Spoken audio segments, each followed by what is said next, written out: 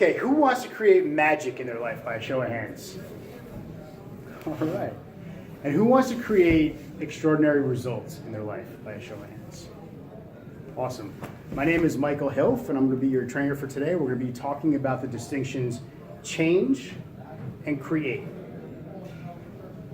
I want to thank you for being here. You guys could have been anywhere else today, but you guys are here. You're committed to learning, so I want to acknowledge you guys for being here and thank you guys for participating and being here today. So what you're going to learn today in the course is the distinction change and create, and taking those distinctions into your life and using those distinctions to create power for yourself in your life. Who would like to hear a little bit about me before we get started? I would. All right, thank you. So my name is Michael Hilf. As I said, I'm 37 years old. I'm married. I have 2 children. I'm a business owner, and I'm also a certified trainer. I was trained and certified under Dr. Ray Blanchard and Betty Spruill from Trainer Design Global. They've been doing this type of work for 40 years, and this type of work has been built for businesses, for self-help, self-actualization, self-realization, and it's a powerful tool that's been around again since the late 60s that people have been training under these distinctions and this type of work. Fortune 50 companies, Fortune 100 companies have been doing this type of work to enhance communications and live an overall better lifestyle. So what we're going to do is we're going to get started, and we're going to be talking about the word change as a distinction. So first, before we go into the word change as a distinction, does anyone know what a distinction is? Explain what you mean. Not really. So let's define what distinctions are. So what's a distinction? Okay, I'll help with that. So let's use the door as a distinction. So just as we're able to identify the door as a door, it's distinguished as a door. So we know it's a door. Does that make sense? Yes. Yeah. So if we didn't understand that that was a door, and I said, okay, the meeting's over, everyone can leave, if they didn't know that was a door, where would they go? They wouldn't know how to get out of the room.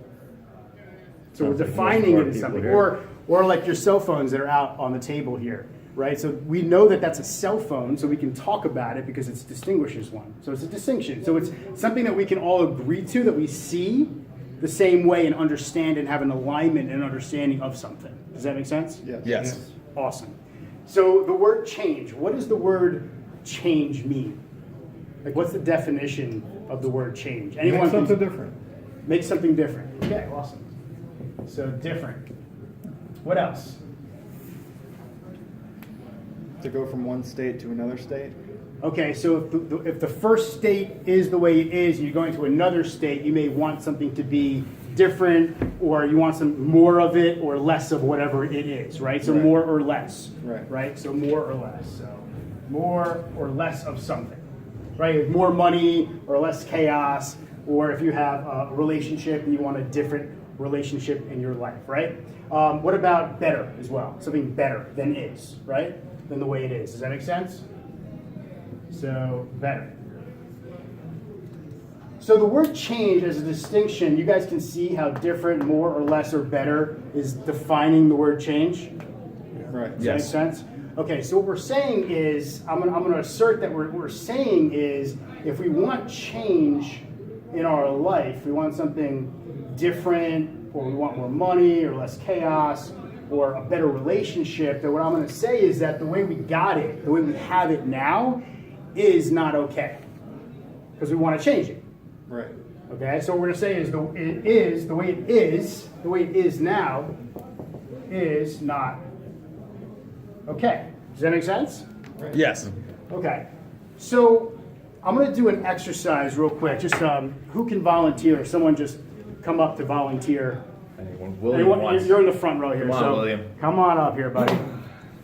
All right, so what we say is when we want something to be different, more or less, or better, but we're not changing it, we are in it the way it is, that we're resisting what actually is.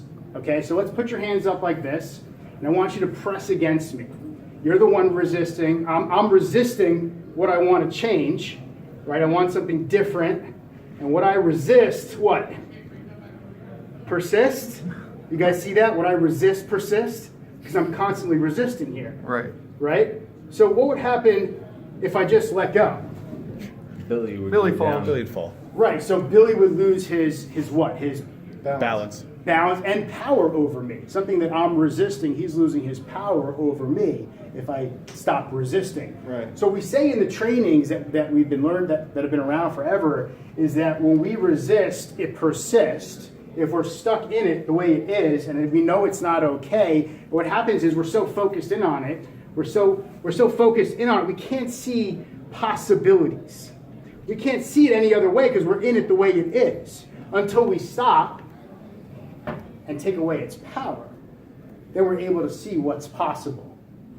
Does that make sense to everybody? Yes. Yes. Awesome. Pause that for 1 second.